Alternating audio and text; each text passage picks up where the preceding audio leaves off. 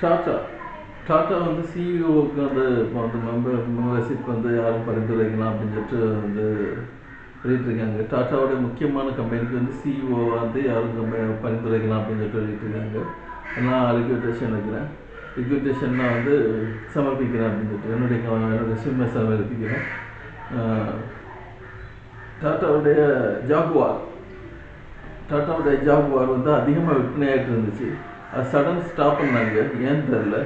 அதனுடைய லயன்ஸை வந்து யாரும் பயன்படுத்தக்கூடாது, லயன்ஸ் வந்து ஒருத்தருடைய சொந்தம் அப்படின்னு சொன்னாங்க. அப்படி ஒன்றும் தெரில. ஆனால் வந்து அதுதான் உத்தேசம் அப்படின்னு சொன்னதுனால லயன்ஸ் எடுத்துகிட்டு வந்து லயனோட ஐக்கானை மட்டும் முன்ன வச்சாங்க. அதுவும் பயன்படுத்தக்கூடாதுன்னு சொன்னோன்னா அதையும் நீக்கிட்டாங்க. ஜாகுவாருடைய கார் வந்து பிரமாதமாக வடிவமைக்கப்பட்டிருந்துச்சு.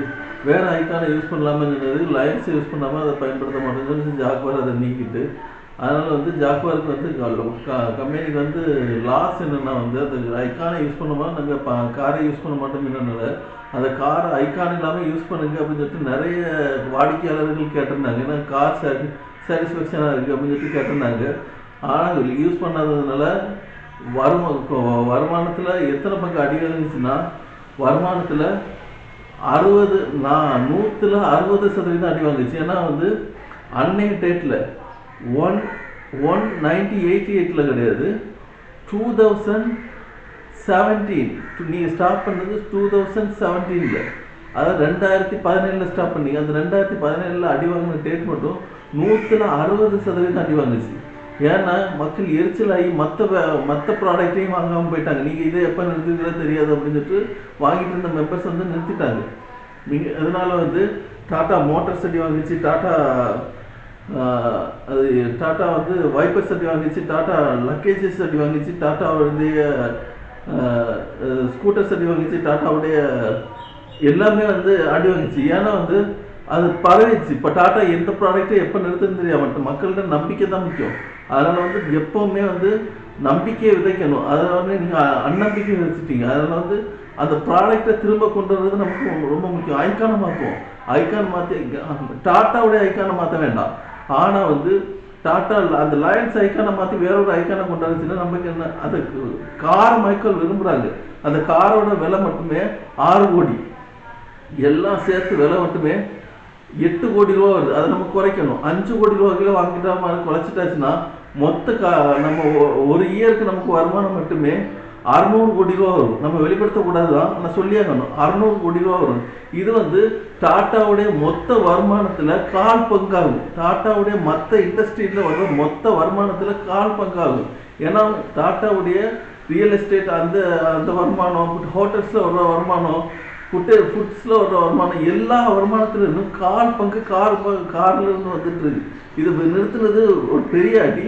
இன்னொன்று வந்து அந்த காரை வந்து நம்ம நிறுத்தினதுனால டாட்டாவுடைய காரை, இந்த ஜாகுவாருடைய காரே கிடையாது, அப்படி எப்படி நீங்கள் கார் ஓட்டுறீங்கன்னு அங்கங்கே பிடிச்சி வந்து கேள்வி கேட்க ஆரம்பிச்சிட்டாங்க போலீஸ் ஆஃபீஸர்ஸ்.